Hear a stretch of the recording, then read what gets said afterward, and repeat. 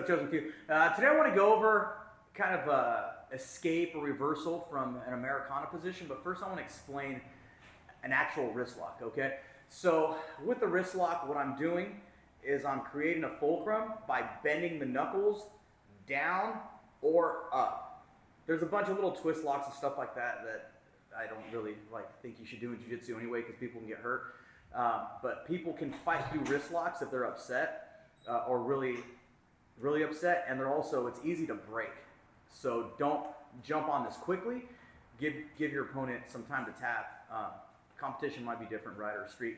But essentially, I'm building that fulcrum. I'm bending down, putting pressure on the knuckles, one way or the other to get that wrist lock, okay? And this is kind of like a basic escape that's taught, and then people move away from it, but I still think it's pretty good, okay? So he has me in side control, and he has essentially the Americana, right? And this is already getting tight, okay? So what I need to do is, I don't want this to get this tight, but I need to grab this bicep and pull it away from me so I can lift my arm a little bit, because as he drops, that's where that tap comes in, right? But if I can grab this bicep and move my arm up a little bit, it gives me a little bit of room, and now I can turn to my side, away from him, okay? As I'm turning my side, what I'm gonna do is I'm gonna grab my own wrist, but I'm gonna keep it very strong at the wrist.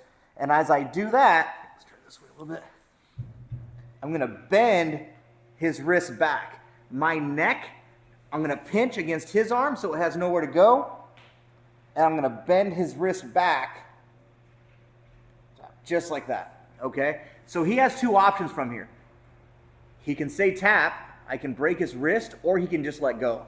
And if he lets go, well, now I can start thinking about, what kind of escapes I need to do. Go to my running man, turning into him, right? But essentially, I need to get that tap, okay? Or just get out of this position.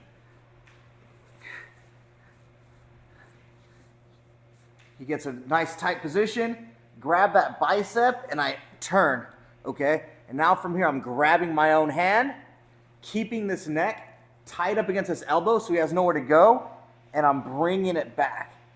I have to make sure also that I get my shoulder up. I'm not going to be able to do it from here because I can't reach if my shoulders are flat to the ground, okay? So that's why it's important for me to turn onto my side, grab my wrist or my knuckles, and then finish this wrist lock.